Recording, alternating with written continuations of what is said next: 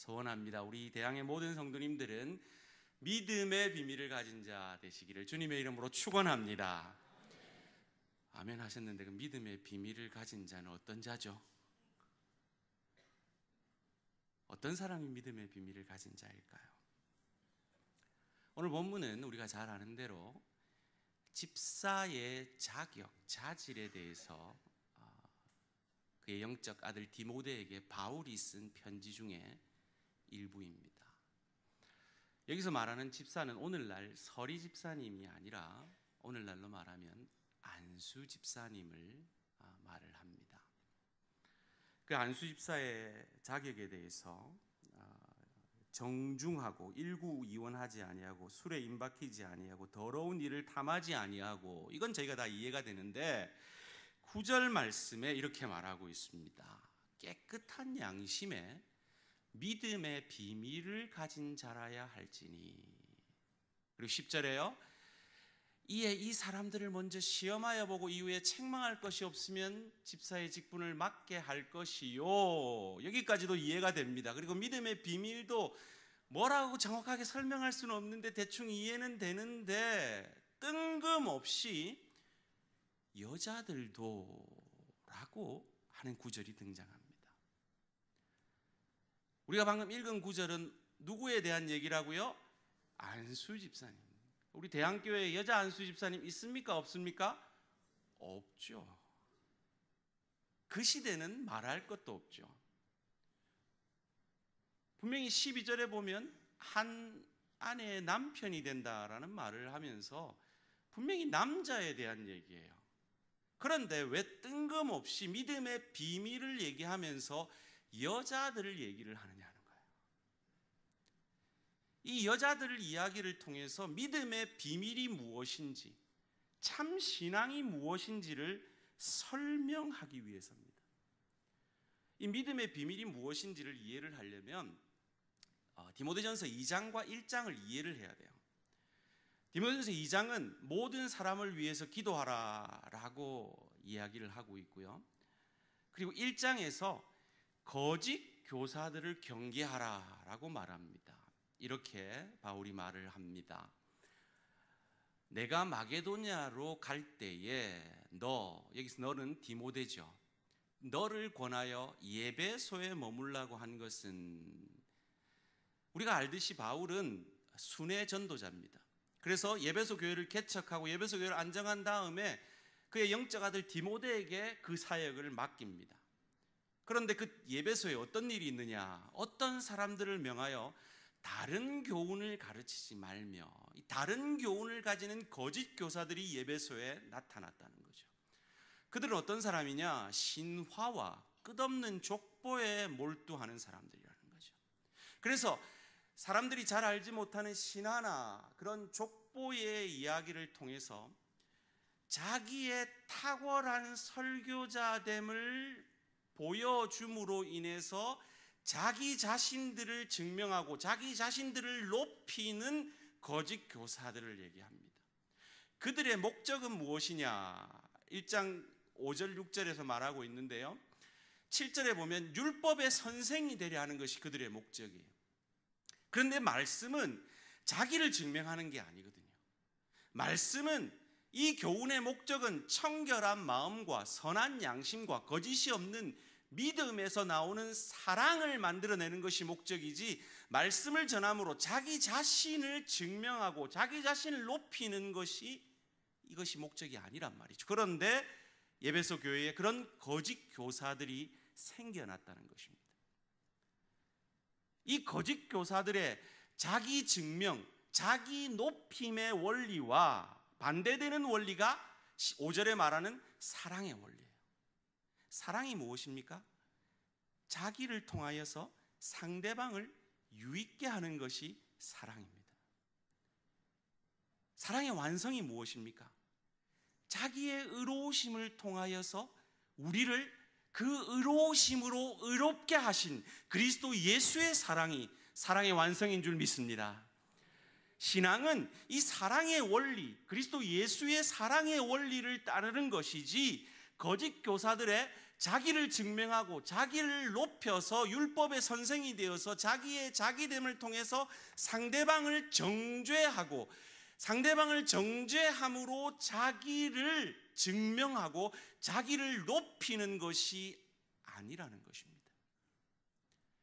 이 사랑의 원리를 따라서 2장에 모든 사람을 위해서 기도하고 이 사랑의 원리를 따라서 일꾼을 세워 장로들을, 목사들을, 집사들을 이 사랑의 원리를 따르는 사람으로 세워야지 거짓 교사들의 원리, 자기를 증명하고 자기를 높이려는 원리의 사람을 세워서는 안 된다라는 것이 디모데전서 1장, 2장, 3장의 핵심인 것입니다. 그런데 왜 이 믿음의 비밀을 얘기를 하면서 여자들을 이야기를 하는 것일까요? 다시 오늘 본문으로 돌아가서요. 9절 말씀에 깨끗한 양심의 믿음의 비밀을 가진 자가 집사가 되어야 되는데 이 사람들은 시험해 봐야 된다. 이 사람이 정말 믿음의 비밀을 가진 자인지 오래 지켜보라는 거죠. 그리고 책망할 것이 없으면 집사의 직분을 맡기게 하는데 여기까지는 이해가 돼요?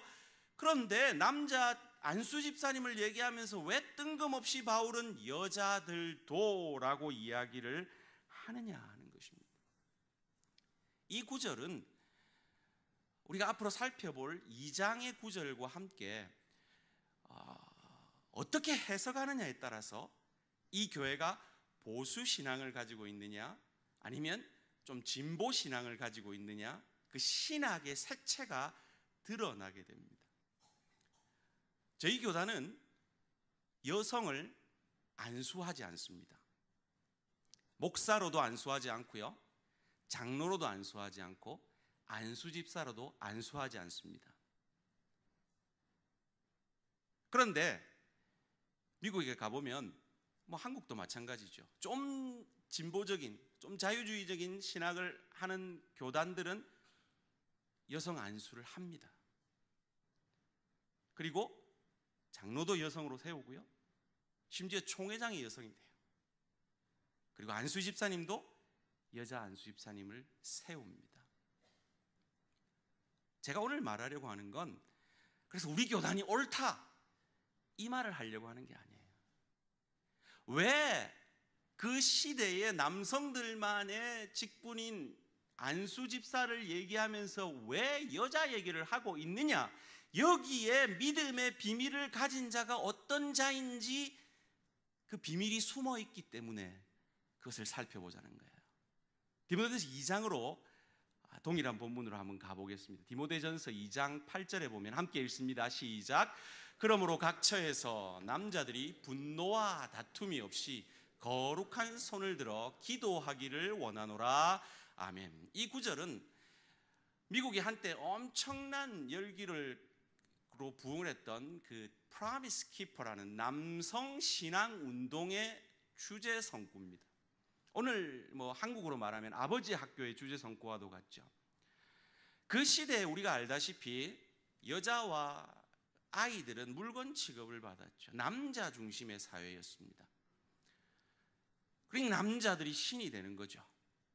그래서 남자들이 자기 주장을 옳다, 내가 옳다, 너는 틀렸다, 이게 무슨 원리라 그랬죠? 거짓 교사들의 원리라 그랬죠.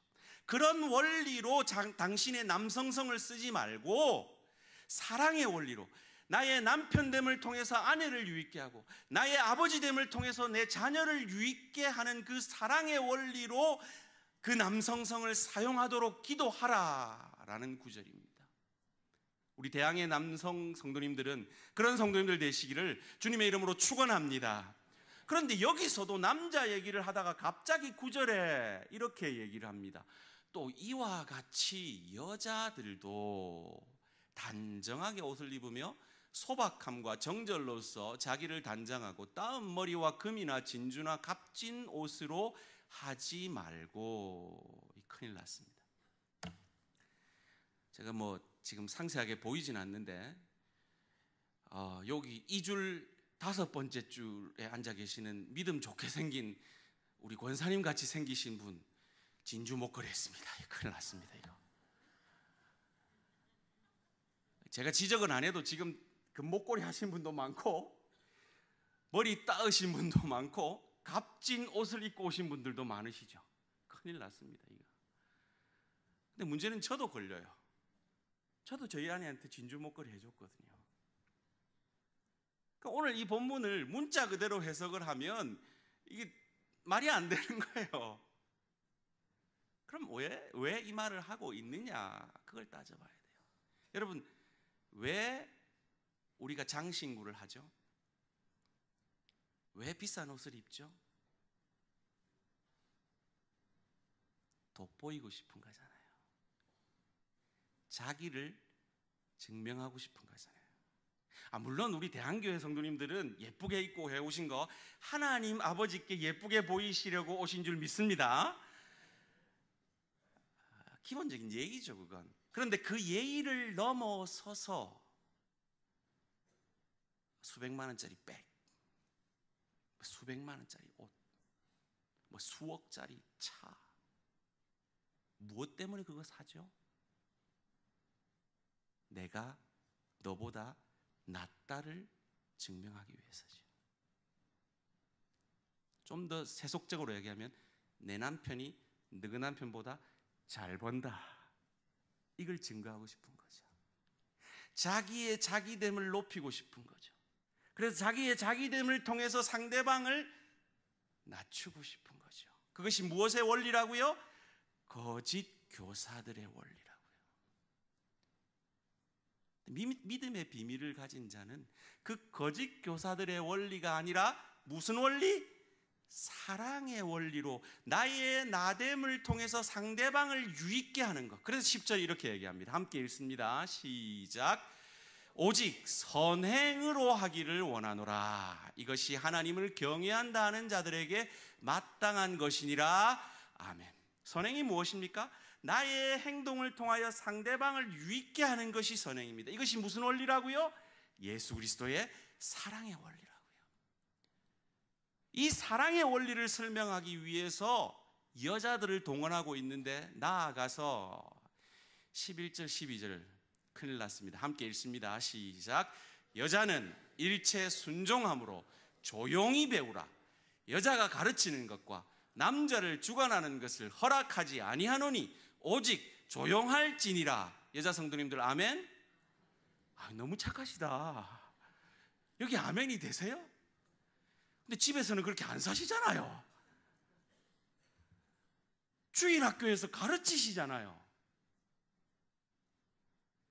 별로 여자분들 안 조용하시잖아요. 아멘 하라니까 아멘은 하셨지만 이 구절을 어떻게 해석하느냐에 따라서 또 신학이 갈립니다. 우리는 이 구절을 아주 보수적으로 해석하기 때문에 여성 안수를 하지 않는 것이죠. 근데 이 구절을 여성 안수를 해야 되느냐 안 해야 되느냐의 문제로 따지고자 하는 것이 아니라 왜 남자 얘기하다가 여자 얘기로 바뀌었냐는 거예요. 신앙이 무엇인지, 사랑의 원리가 무엇인지, 믿음의 비밀을 가진 것이 무엇인지를 설명하기 위해서란 말이죠. 결론은 13절 14절입니다. 함께 읽습니다. 시작. 이는 아담이 먼저 지음을 받고 하와가 그 후며 아담이 속은 것이 아니고 여자가 속아 죄에 빠졌음이라. 아멘. 이제 감이 오십니까? 믿음의 비밀을 가진 자라는 것은 내가 옳아요. 그런데 우리 조상, 여자 조상 하와가 먼저 죄를 지은 거라. 그 죄로 그래, 내가 죄인이야, 내가 부족해, 내가 연약해, 이 마음을 가진 자가 믿음의 비밀을 가진 자라는 것입니다. 왜냐하면 믿음의 핵심인 우리 주 예수 그리스도께서, 죄 없으신 그분께서 마치 자신이 인류가 지은 모든 죄를 자기가 진 것 같이 죄인인 세례 요한에게 세례 받으심으로 그 인류의 모든 죄짐을 짊어지시고 우리가 늘 지는 사단의 그 시험을 우리 대신 이겨주시고 십자가에서 그 죄 없으신 그분이 마치 죄인인 것처럼 자기가 우리의 모든 죄를 지으신 것처럼 십자가에서 죽으신, 그리고 사흘 만에 부활하심으로 자신의 의로우심으로 말미암아 저와 여러분을 의롭게 해주신 그것이 참 믿음의 길이기 때문인 줄 믿습니다.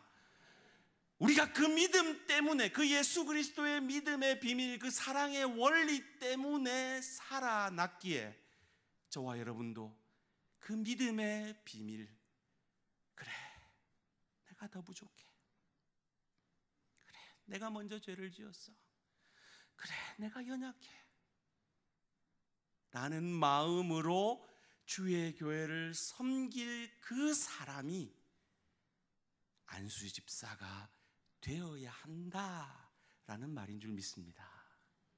여러분, 저도 아마 목사가 안 됐으면 제 나이 때쯤 되면 제가 그렇게 믿음이 뛰어난 것도 아니었을 것 같고 우리 훌륭하신 장로님들까지는 안 됐을 것 같고 저도 안수 집사 정도는 됐을 것 같아요. 그럼 교회들마다, 대한교회는 제가 모릅니다만은 교회들마다 안수 집사님들의 눈이 얼마나 날카로운지 모릅니다. 특별히 30대, 40대들이 아주 냉철하고 비판력이 강하거든요. 그래서 교회가 부조리 한 것들이 보입니다. 아이, 저 목사님 왜 저래? 아이, 저 장로님 왜 저래? 아이, 저 권사님 왜 저러는 거야? 아이, 저 집사님, 나는 지금 이렇게 열심히 하고 있는데 저 뺑뺑 놀면서 지금 뭐 하는 거야? 라는 게 보여요.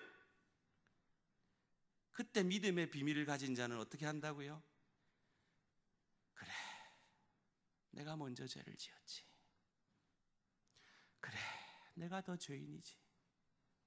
그래, 저 목사님보다, 저 장로님보다, 저 권사님보다 내가 더 부족하지. 우리 대양의 안수 집사님들은 이런 믿음의 비밀을 가진 안수 집사님들 되시기를 주님의 이름으로 축원합니다. 그런데요, 이게 안 쉬워요.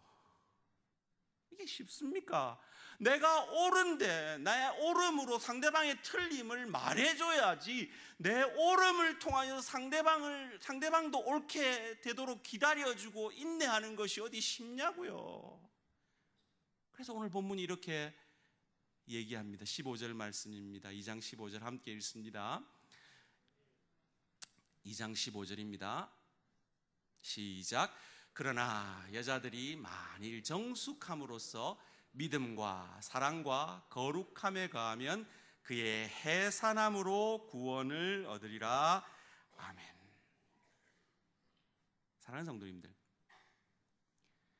이 어려운 해산하는 고통과 같은 그 어려운 믿음의 비밀을 가진 하나님의 사람들은 어떤 결과를, 어떤 삶의 열매를 맺는지 아십니까?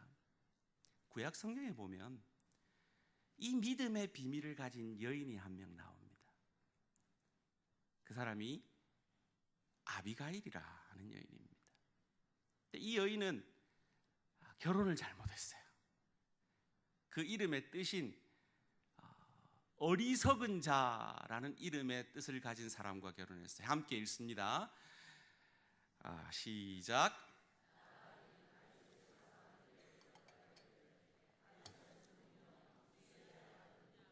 요즘엔 각기 주인에게서 억지로 떠나는 종이 많도다. 아멘. 이 이야기를 아시죠? 다윗이 사울에게 쫓겨서 도망자 신세로 400여 명의 부하들과 함께 떠돌이 생활을 합니다. 나발이라는 큰 목축업을 하는 부자가 잔치를 한다는 소문을 듣고 그들에게 아무 해코지도 아니했고 그들을 지켜주었다는 명분으로 다윗이 우리에게 그 그 음식을 좀 나눠달라라고 한 소년을 보내어 부탁을 합니다. 그때 이 어리석은 자인 나발이 이렇게 대답합니다. 다윗이 누구야? 이세 아들 누구야? 모를 리가 없거든요. 왜요? 그 당시 이스라엘에 유행가가 하나 있었잖아요. 사울이 죽인 자는 천천히요. 그 다음 뭐죠? 다윗이 죽인 자는 만만히라. 뭐 음이 맞는지는 모르겠지만 모를 리가 없다고요. 알면서 모른 척하는 건 모독입니다. 거기다가 뭐라고 얘기하냐면 요즘에 각기 주인에게서 억지로 떠나는 종들이 많던데, 도망다니는 노예들이 많던데 조롱을 줍니다. 이 얘기를 전해들은 다윗이 다음 날 이 나발을 쳐 죽이려고 결심을 합니다.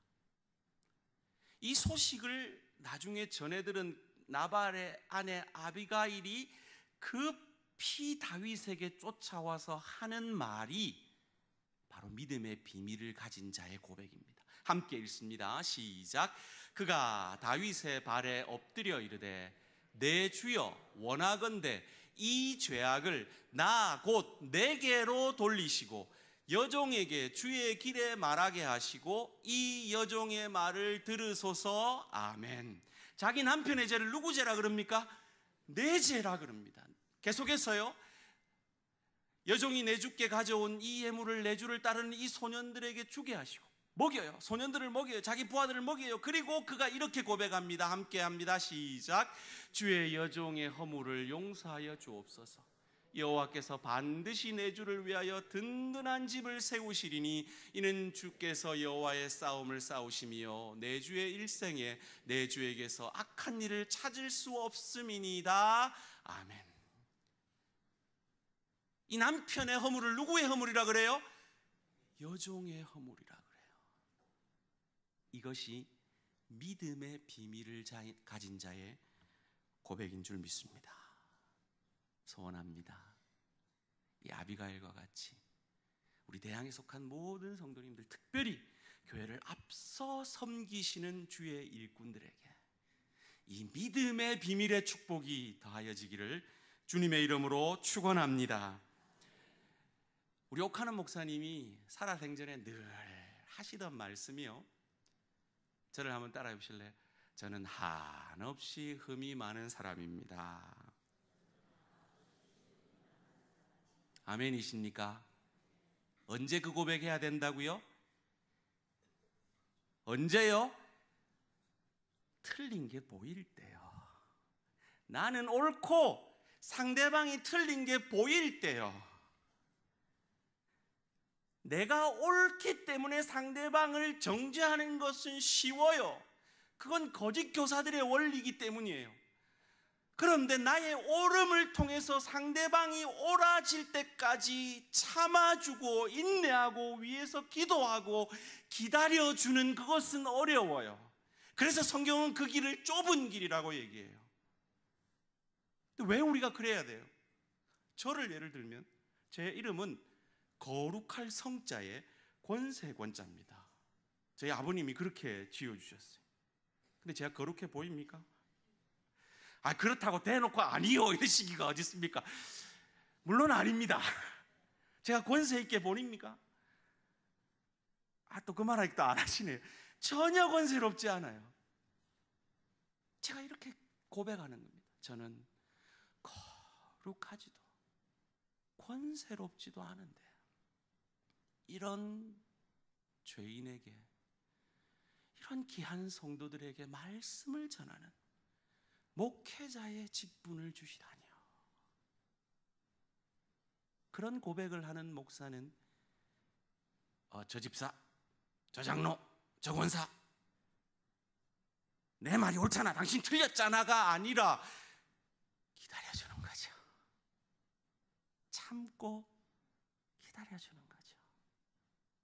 아마 그것이 우리 김상성 목사님의 여러분을 향한 마음인 줄 믿습니다.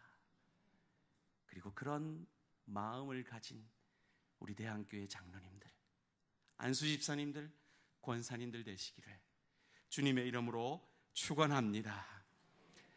제가 1부에 퀴즈를 하나 냈는데 1부에는 맞추셨어요. 2부는 많으시니까 더 잘 맞추실 것 같아요. 여러분, 역적 홍길동 보시죠? 보시면서 안 보시는 척 하시기 없기. 저도 몇 번 봤습니다. 자, 여기서 퀴즈 나갑니다. 역적 홍길동의 아버지 이름은, 아이고 잘하시네. 뭐라고요? 아무개예요. 아무개. 왜 아무개예요? 홍길동 아버지가 종이었잖아요. 종은 이름이 없었어요. 그래서 주인이 부르기 편하게 아무개야, 아무개야 그런 거예요. 참 가치 없는 인생이죠. 그런데 여러분, 성경에 아무개가 나오는지 아십니까? 룻기 4장 말씀입니다. 함께 읽습니다. 룻기 4장 1절 시작. 보아스가 성문으로 올라가서 거기 앉아 있더니 마침 보아스가 말하던 기업 물을 자가 지나가는지라. 보아스가 그에게 이르되 아무개여 이리로 와서 앉으라 하니 그가 와서 앉으매. 이 이야기가 무슨 이야기인지 아시죠? 룻의 가정이 기근을 피해서 이민을 갔다가 남편도 죽고 새 아들도 다 죽고 며느리 하나 룻하고 시어머니하고 다시 고향 땅으로 옵니다. 그 가문은 이제 완전히 멸절됐죠. 남자가 없어요. 그런데 이스라엘에는 어떤 좋은 제도가 있는가 하면 멸절된 가문에 있는 그 여자를 아내로 취해서 그 가문을 살려주는 전통이 있었어요. 그래서 룻이 누구랑 결혼했어요? 보아스하고 결혼했잖아요. 근데 보아스가 룻하고 결혼을 못할 처지였어요. 왜냐하면 우선순위, 그 가까운 친척으로 말하면 보아스보다 더 가까운 친척이 있었어요. 그 사람의 이름은 아무개였어요. 그런데 이 아무개가 왜 성경에 자기 이름으로 안 불리고 아무개로 불렸느냐? 사랑의 원리로 살지 않았기 때문이었어요. 6절 말씀입니다. 왜 룻을 취하지 아니하고 자기 신발을 던져버리고 아나니가지라 했는지 함께 읽습니다. 시작. 그 기름 물 자가 이르되 나는 내 기업에 손해가 있을까 하여 나를 위하여 물으지 못하노니 내가 물을 것을 내가 물으라. 나는 물으지 못하겠노라 하는지라. 아멘. 그럼 지금 이 성경이 수십억의 사람이 읽잖아요. 이 아무개가 사랑의 원리로 룻을 자기 희생을 감당하고라도 저 친척 가정을 살려주리라 했으면 이름이 기록됐어요? 안 됐어요? 됐어요. 그런데 신발 던져버리고 손에 안 볼래, 나 사랑의 원리로 안 살래, 내 이익을 위해서 살래 해가지고 그 이름이 어떻게 기록됐어요? 아무개야. 누구 이름하고 똑같죠? 홍길동 아버지 종하고 이름이 같아져 버렸어요. 그런데 보아스는 자기의 희생을 감수하고 손해를 감수하고라도 사랑의 원리로 살려고 했기 때문에 그리스도 예수의 족보에 아름답게 그의 이름이 기록되어 있는 줄 믿습니다. 사랑하는 대한교회 성도님들, 여러분 하나님 앞에서 아무개로 기억되기를 원하십니까? 아니면 보아스로 기억되기를 원하십니까? 그 말은 주의 교를 섬길 때 가정과 일터에서 거짓 교사들의 원리로 자기 이익만을 위해서 자기를 증명하고 자기를 높이는 그 일에 여러분의 삶을 들이시겠습니까? 아니면 그리스도 예수의 사랑의 원리로 나의 나됨을 통해서 내 가정을 유익게 하고 교회를 유익게 하고 내 일터를 유익게 하는 하나님의 사람으로 쓰임 받기를 원하십니까? 오늘 성경은 우리에게 그 질문을 하고 있는 것입니다. 이제 며칠 뒤면 여러분 대통령 선거 하셔야 되잖아요. 저 사람이 장노래 이런 거 세컨 두 번째예요. 저 사람이 우리 동네 사람이래 두 번째예요. 누가 거짓 교사들처럼 자기 사익을 추구하는 자가 아니라 자기의 자기됨을 통해서 우리 민족을 살리고 이 나라를 살리고 자기의 자기됨을 통하여서 이 나라의 유익이 될까를 고민하고 기도하시면서 꼭 투표하시기를 주님의 이름으로 축원합니다. 그런 대통령이 세워질 때 이 나라가 사는 거예요. 그런 안수집사님이 세워질 때 이 대한교회는 희망이 있을 줄 믿습니다. 그런 장로님이, 그런 목회자가 목회를 할 때 이 대한민국의 교회는 희망이 있을 줄 믿습니다. 그것이 남 얘기가 아니라 바로 내 얘기가 되어져야 한다는 것입니다.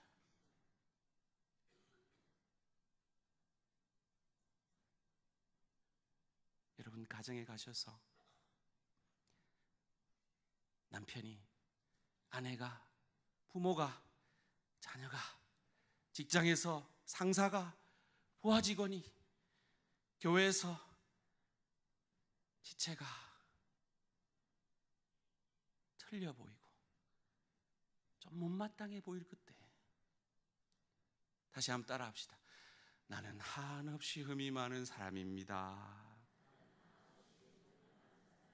이 고백하시면서 여러분의 옳음을 통하여 주의 교회를 살리고 내 지체를 살리고 내 가족을 살리고 내 일터를 유익게 하는 우리 대한교회 성도님들 되시기를 주님의 이름으로 축원합니다.